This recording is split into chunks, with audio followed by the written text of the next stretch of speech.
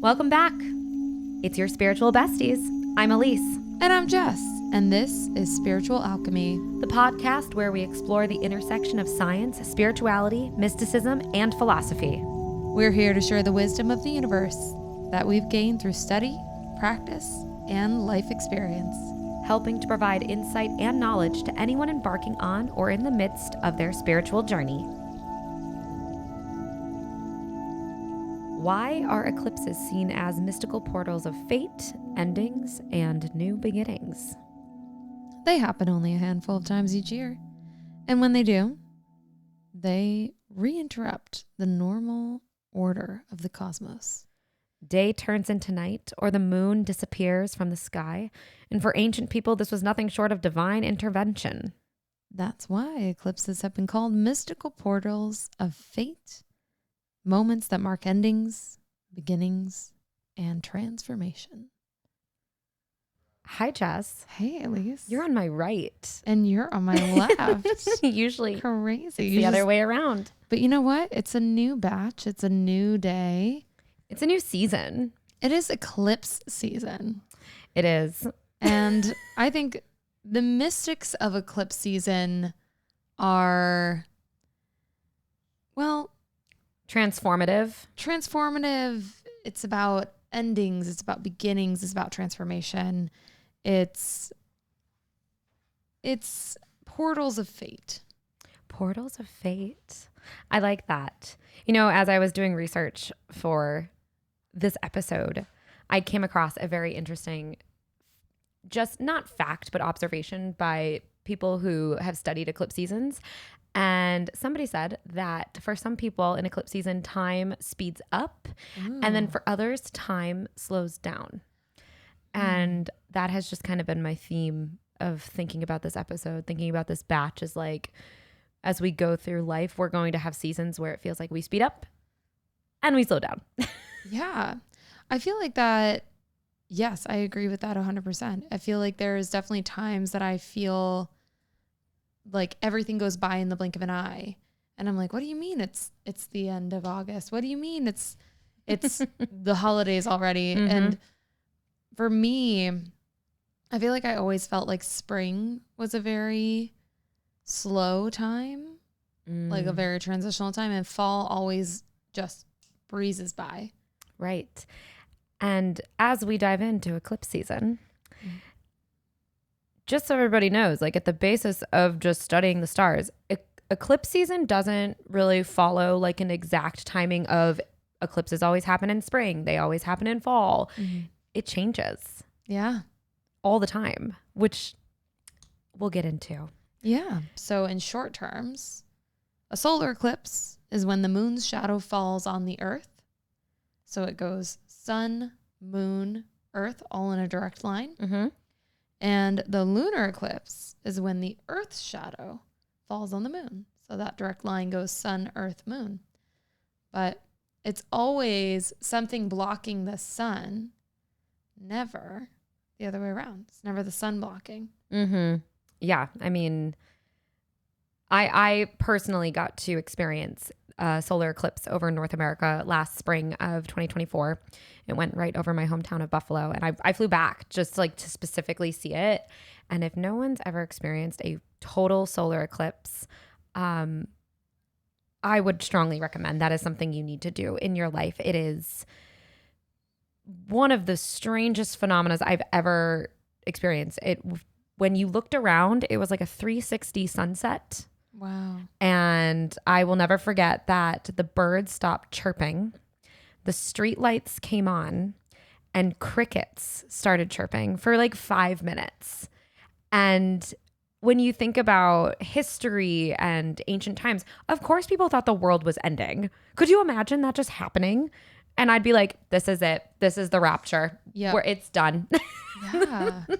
Or if people, I mean, can you imagine if they were able to start predicting them? If somebody noticed, hey, there's a pattern, like in places where eclipses happen often. Mm-hmm. But it seems, again, they don't really follow a pattern of where they're going to be. It's an exact science. And I was ruminating on this before we even began, because we have the history of like how it came to be. But understanding the maths behind eclipse season truly started with explorers and travelers and people traveling around the world, across the seas, across continents. And that's, I think, how they really started to connect the dots. They're like, okay, this isn't the rapture. This is something that we can calculate in kind of a way. So to get into it, the timing of eclipses and explaining the science behind it. Why is there not an eclipse every month? So the moon circles the earth every 27 days. It brings us a new moon and a full moon. And the moon's tilt is about 5 degrees. So most months, the sun, moon, and earth miss each other. And it doesn't line up where you would get an eclipse every single month because the moon is at that 5-degree tilt. Subtle. Yeah. Just enough that you don't get it. So when do they align? They align when the sun is near one of the lunar nodes. And what is a lunar node? The lunar nodes, sorry, it reminds me of like my vocal nodules now. Yeah. I don't know. I was thinking of a way to describe this that would make it easy for people to understand. And I came up with the terminology of a cosmic intersection. So think about like, we live in a very 3D world. We understand our world in 3D. But when you think about the cosmos, when you think about planets, it's spheres, circles in the sky, not on a linear plane. So think of it as a cosmic intersection. A lunar node is a cosmic intersection where the moon's tilted 5-degree path crosses Earth's orbit around the sun. And as Jess said earlier, that's the shadow you see.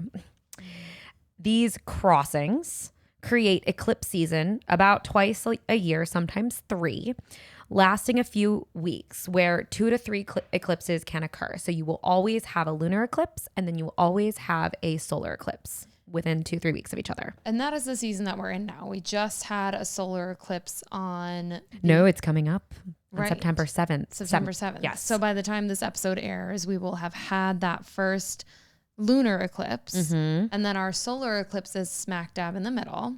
And then we end out with a full moon lunar eclipse. Yeah. So it goes a new moon lunar eclipse, solar eclipse, full moon lunar eclipse. Mm-hmm. We get like the trifecta, which is why spiritually this becomes eclipse season. We have already those rituals of a new moon, a full moon. The sun is just that ever beaming light shining on us every single day. Mm-hmm. And as we get deeper into this, we learn it's a transformative period. So it can be intense. It can speed up and it can slow down. Yeah. How often do these eclipses happen? Worldwide, there are usually 4 to 7 eclipses per year, but any one location may only see one every few years. Because remember, the cosmos is not like a road. It's balls floating through the universe, and we are on a floating ball of rock and water surrounded by a big ball of fire, surrounded by a big ball of rock, which is our moon. Surrounded by a vastness that goes on and on and on to a point where nobody knows where it ends. As I'm saying this, it sounds like I'm really high right now. I'm not. Not. But so one location may only see an eclipse every couple years. And total solar eclipses are especially rare because the moon's shadow is so small on Earth compared to when we have our lunar eclipses, which are you can view them way more worldwide because that is the moon. Sorry, I said that backwards. The Earth. That is the Earth blocking the light from the sun hitting the moon. Okay, so this is my nerdy history because I love history. The eclipses repeat in a long pattern called the 18-year Saros cycle. And I did not know that every 18 years it follows the same pattern. And think about us as like beings, living primates on this planet. When are we considered adults? When we're 18. Isn't that crazy? I feel like 18 is also one of our astrological planet returns. Yeah. Which I can't remember which one happens at 18. Well, Isn't that your north node? Yeah. Yes. Yes. Right. That aligns with your lunar nodes. Yes. Because right now we have our north node in Pisces and our south node in Virgo. Mm-hmm. So anybody with those signs, anybody that has those signs in their chart are dealing with themes of Piscean and Virgo energy. And especially if you have your nodes, your north node in Pisces, your south node in Virgo, then you're definitely dealing. I hope you are going through I it. hope you have your seatbelt on. Oh my gosh. So your eclipses follow an 18-year cycle, sorrow cycle, which ancient sky watchers used to track and predict with a lot of math. And the Babylonians were the first to do this around 600 BC. And when you think about Babylon and where that is in the world, I mean, it's the Middle East. It's between Asia and Europe and Northern Africa. So you're really at like the heartbeat of the world. I mean, it is one of the oldest civilizations going back to like ancient Mesopotamia. So this is what got me thinking, how do you figure out, hey, these eclipses are happening all over the world? You have to be in a center area where people are passing through, trading, talking, learning, growing, for scholars to be like, hey, this is happening all over the world. I wonder if we can track this. Does this happen on a cycle? This is Babylon. And they tracked the skies so carefully that they could predict an eclipse using nothing but math and clay tablets. And I actually went and looked at these tablets. It looks like a slab of clay with a random triangle stamps in them. Is my way to describe it. Wow. And they discovered what we call the 18-year sorrow cycle, a rhythm of shadow and light that allow us to forecast these so-called omens of fate. For them, eclipses weren't random. They were cosmic warnings written into the heavens. Well, speaking of darkness and light, kind of blending into the spiritual and astrological significance of eclipses. Spiritually, solar eclipses symbolize powerful transformation, renewal, and balance, marking an intense period for self-reflection and growth, the merging of darkness and light. Different religions, traditions assign varied meanings, with some viewing it as an omen or a sign of divine judgment.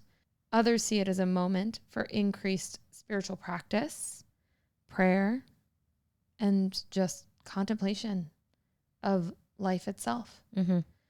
It's the temporary darkness of the eclipse that gives that metaphor of navigating our transitions in life and embracing the unseen to find our hidden truths and our hidden potential. Right. And I'm going to go back to everyone has to experience it in their life. It's a 360 sunset. And imagine you don't know what this is and you see this and there's no explanation for it.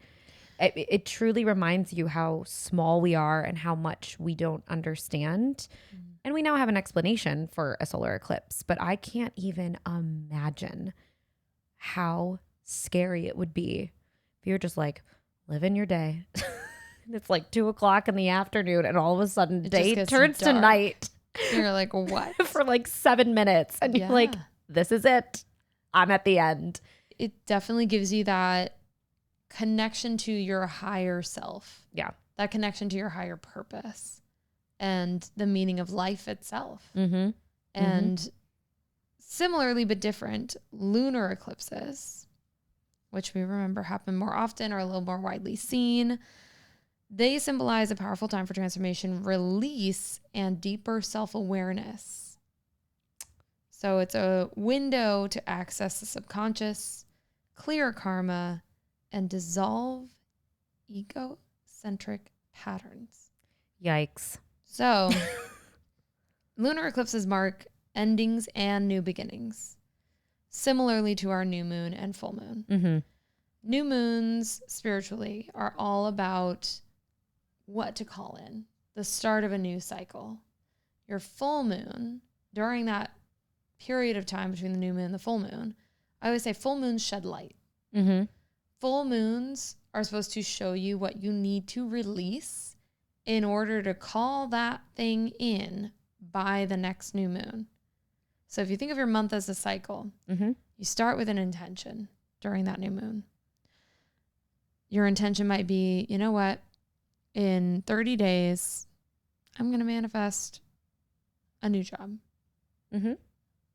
So in that new moon, you manifest, I'm going to get a new job. You take those first parts of that moon, and in that time, you're just envisioning you in the new job. You're calling it in, maybe sending out some application. Oh my God. Can I say? You're thinking about this new job. What do you want to do? Sending out applications, putting feelers out there. You're trying to call it in. You visualizing, journaling. You get to the full moon. You're halfway there. You're halfway there. It's time to really look and see what is holding me back. Is it because I'm still clinging on to my old job, the security of it, the safety of it? Is it because part of me is scared to start something new, to be around new people, to be in a new environment? It's those kind of things. Now take your eclipse season, your lunar eclipses, Mm-hmm. amplify it all by 100. Mm-hmm. Bigger life decisions. It's not just, am I happy at my job? It's, am I happy in my career? Am I happy with this life choice I've made? Am I happy in my relationship? Am I happy with where I'm living? Am I happy with the way my life is going? It's almost like meta Jess. Meta Jess just entered the chat. Here she is.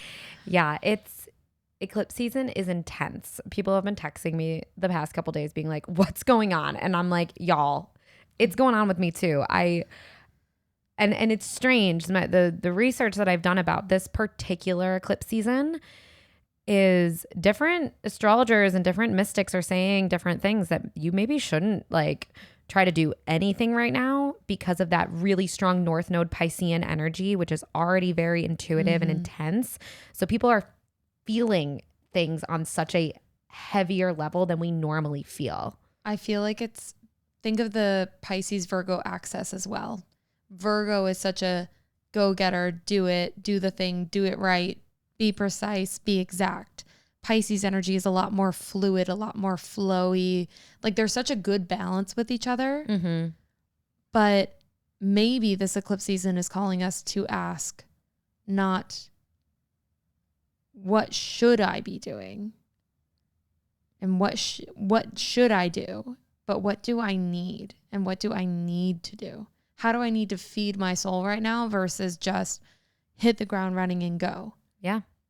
Which is already at the core of Virgo season. I think this is such a wonderful time of year anyway for a lot of the Western world. This is when people head back to school, schedules for the year get set. So it's already very regimented. And aligned with Virgo energy. Yes. Like Virgo is the scholar. With this coating of Piscean energy that's like, I'm just going to float. Yep. Which you can't do. You can't do when the world is asking you to abide by a schedule. Yeah. It's very difficult. It feels very like break the norms. Love that for us. Yeah. I love it. So we talked about archetypes. We did. The other week. And eclipses really amplify the mystic archetype. So according to some spiritual and astrological beliefs, eclipses can heighten intuition, visions, and altered states of consciousness by amplifying energies, illuminating the subconscious, creating a portal for transformation. And it occurs spiritually from a disrupted flow of the universe, helping us to dissolve our ego and allow deeper wisdom to surface. Oh, kind of like the worst luck I've had in years, all happening today. And then Mr. Virgo telling me, I had a dream that you were not having a good time and you just bought more crystal bracelets until they filled your arm. I'm like, this is what you think of me? You think I just buy more crystals to make myself feel better? Which he's not wrong.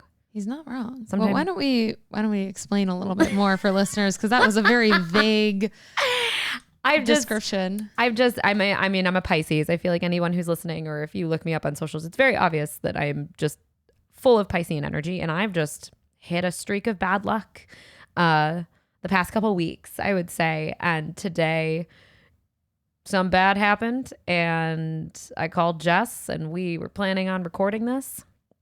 And I was like, I'm going to shower and call you back, because as a Pisces, of course, I'm like, let me get my ass in a shower and see how I feel. And I had this moment where I was like, I feel this rage and this sadness and this grief and this like just so much misunderstanding, when sometimes I feel like, oh, I got this all figured out. My life is going a certain direction. And then I lost many opportunities over the past few weeks, and I'm just kind of like, fuck. And then I called her back after my shower, and I'm like, let's do it. Let's take this rage and this grief and this sadness, and let's put it into something that I love doing. I love talking about this stuff. And let's make it happen. And we're in a new space today. We've got a new setup. If you can't tell, if you're watching or listening. I was going to say, I hope we sound a lot better than we have.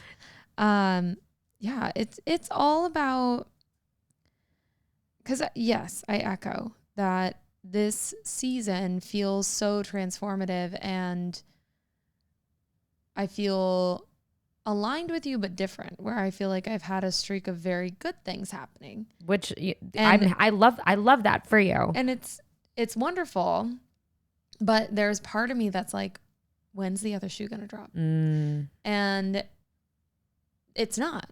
Like, that's the thing. As like, my eclipse season lesson has been like, my life thus far has always had another shoe. There's always been terms and conditions to happiness. And for once, I feel that the breakthrough is that the terms and conditions are like, just relax and enjoy the ride. Well, yeah. If we go back to the archetype and the self-saboteur, when you get that feeling from that fear-based, when is the other shoe going to drop? Why do we self-sabotage, Jess? Because we're scared. We're scared, and we're trying to predict the ending. Yep. But perhaps eclipse season is illuminating that you have to detach, and you can't function out of fear. Like, when is that shoe going to drop? Because then you would be self-sabotaging. You need to buy the ticket, ride the ride. Buy ebb and flow. Buy the ticket, ride the ride. We have another saying that we say. I don't know. Ebb and flow. Ebb and flow. Oh, you always call me an amoeba. Oh, yes. I'm just an amoeba is what I say. So it's like, sometimes when things are happening, I love this phrase of like, I'm just an amoeba. I'm just here. I'm just floating. I'm just living. And it's like, yeah, we are just here having an experience. And sometimes like, it's not about the lesson. Sometimes it is truly about the journey and just being present in the moment. And being present is something I've always kind of struggled with. I feel like I've always been like waiting for the good things to start, but because there was so much bad, and finally, again, like this era that I'm in is very like, no, you deserve just enjoy it. Just enjoy it. Like, enjoy this. I always say that wheel is always turning. Let's go. You know, stay on the ride. Stay on the ride. So energetic intensity and shifts. So intense. So it's like supercharged celestial events that disrupt the cosmic balance and lead to powerful and sometimes chaotic energy shifts. And that can lead to a heightened sense of emotions. And we had that new moon in Virgo, last week? And it was already kind of feeling really intense. Yeah. And I'm usually more of a full moon girly. And this new moon, I just got this like, hey, let's write this list. Was it a new moon or was it a full moon? It was a new moon because we have a full moon next week. That's right. Okay. On September 7th, right? There we do. Yeah. Because it's growing. I've been watching the moon every day. It has been growing. You're right. I also think of the moon as an illumination. And so my sun sign is a Cancer. Cancers are ruled by the moon. Leos, for like, just to get a little bit into astrology, teeny tiny touch. Cancers are ruled by the moon. Leos are ruled by the sun. We are ruled by the luminaries in cosmic sense. And we are the only two signs that do not share a planet. So Cancers and like their intuition, like again, I always feel tied to the moon. I'm like, I'm a moon girl. I feel so pulled to that energy. And the moon, I think of like shedding light in the darkness. When the moon is full, we can see a little bit more clearly the road in front of us. And when it's a new moon, things kind of seem a little darker, a little bit more unseen. It's scary when the lights are off sometimes. It is scary when the lights are off. But again, the full moon sheds light, and sometimes we don't like what we see. Sometimes the road ahead looks a little scarier in the dark. But did you know, this is my fun fact that I'm just pulling out, that sailors loved new moons because they could see the stars. They could see the stars more clearly. Mm-hmm. And I've always thought of that because I love the full moon, because the full moon feels a little lighter, right? Literally, like there's light being shed. You can see moonlight. Mm-hmm.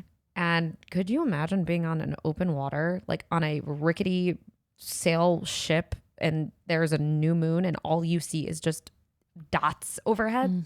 It's terrifying. It sounds beautiful. Honestly. Sign me up. Fair. Put me on a little rowboat. Send me out to sea. Well, here's the other thing too about the eclipses. Very meta. The veil is thin between worlds. So many spiritual traditions believe that eclipses, like other major celestial events, thin the veil between the physical and the spiritual realms. And this can lead to a greater spiritual insight, downloads or visions, and more pronounced connection to, I would say, a higher state of consciousness. My dreams have been whack the past couple nights. Yeah. Same. And they're just getting worse. I'm like, oh boy. Dreams are going to be intense. Visions, think like activation of the intuition. So you might have like a stronger gut feeling that's harder to ignore. Okay. Like a little bit more like nudge from the universe.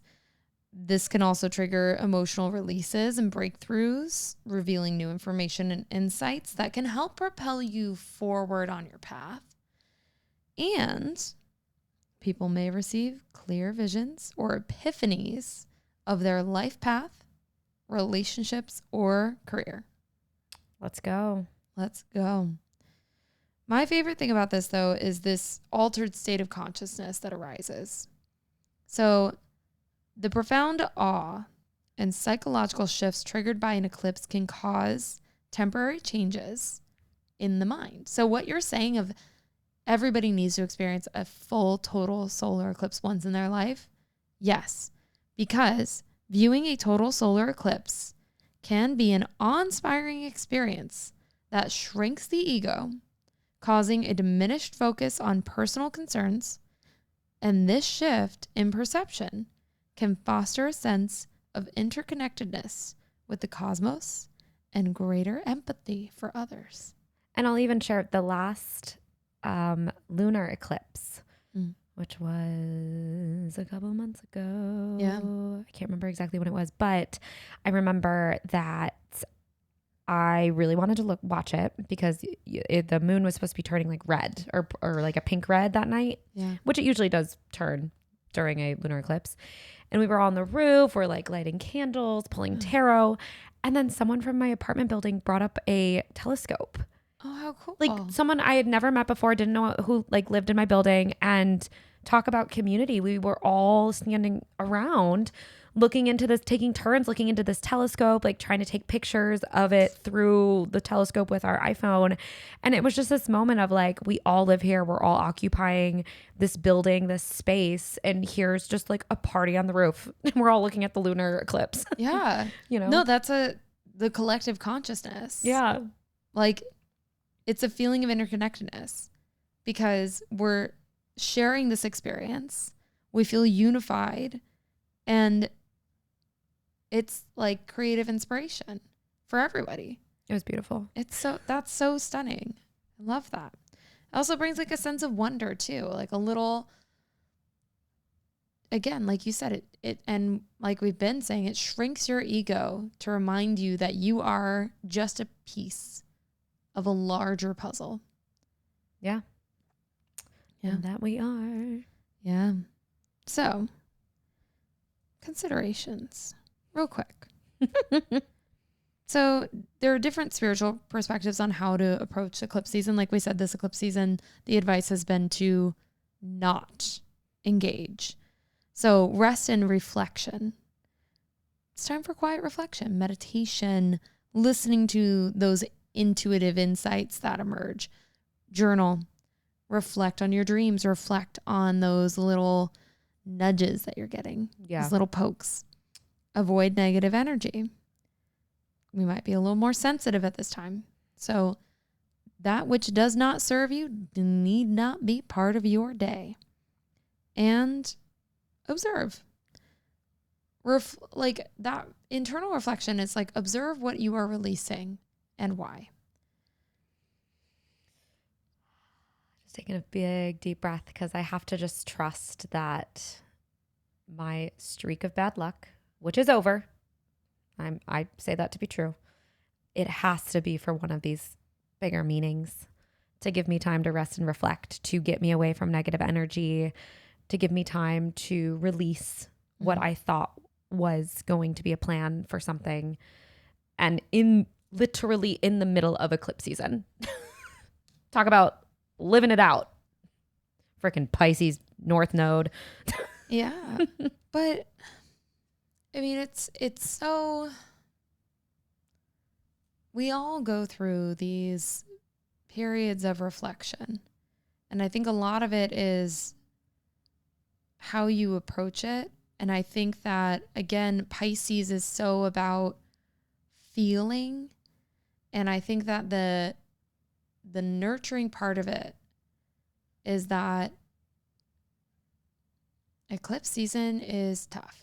Transitions in life are tough. Having these hard moments, having these rough weeks, feel it. Sometimes when you're going through it, you don't need to have an answer. You don't need to have the lesson right away.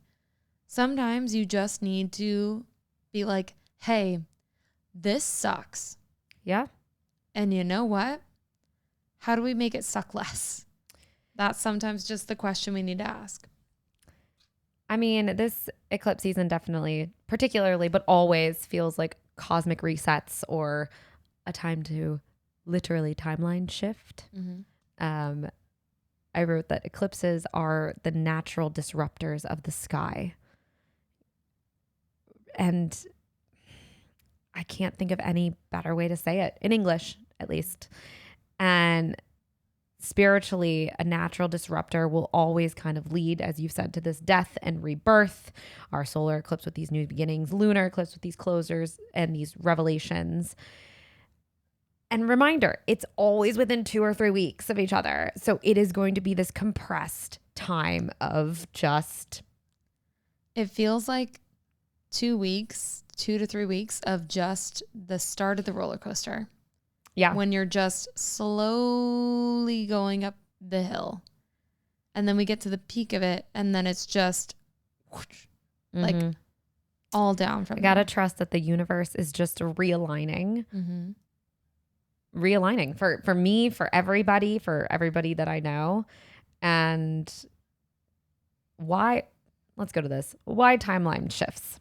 Okay. So if each eclipse season links back to the last one, as far as this sorrow cycle of 18 years, tying past events to present choices, what if we think of it as like a true collapse of your timelines and a redirection, right? So modern mystics will call eclipse seasons quantum jumps. If you truly do what you're supposed to do during that eclipse season, where in quantum physics, which I'm not an expert in, as time begins to speed up and slow down, reality itself is seeming to bend. So if you feel like there's truly a death or rebirth, lean in, trust it.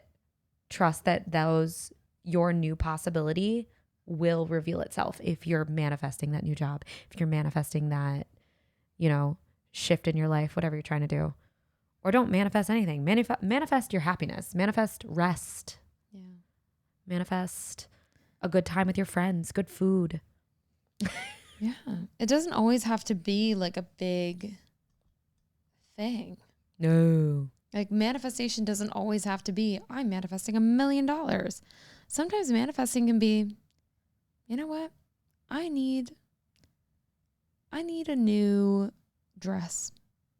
Or I just need like a good meal with good friends and time off. I need one day that's not me glued to my phone. I need one day, I need to finish my book. Yeah.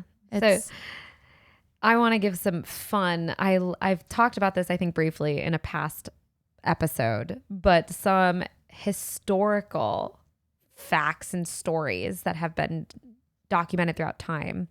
So in 585 BC, a solar eclipse famously halted a battle between the Lydians and the Medes, so Middle East. They didn't have the math to know exactly when these eclipses were going to happen yet. So both sides stopped fighting in the middle of this battle as a total solar eclipse went over the battlefield, and they saw it as like a heavenly warning, and it brought peace. Like this huge battle. Yeah. Thousands, hundreds of thousands of men dying, and it just halted the battle, and they were like, peace.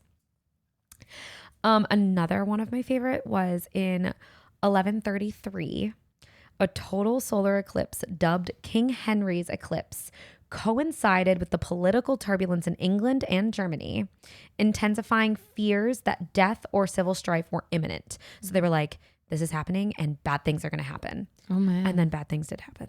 Well, also think of the significance of that number, 1133. I know. And we did a whole episode on this Friday the 13th. 13 is the divine feminine number.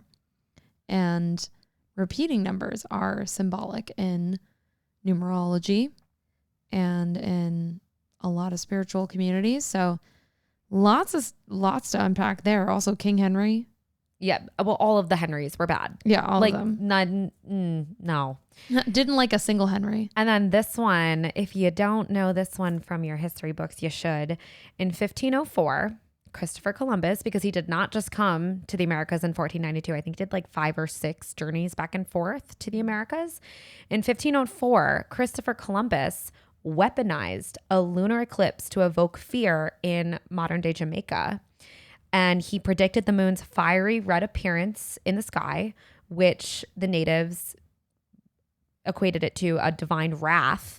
And he basically did it to coerce the natives to give him and his team what like he needed to survive the journey.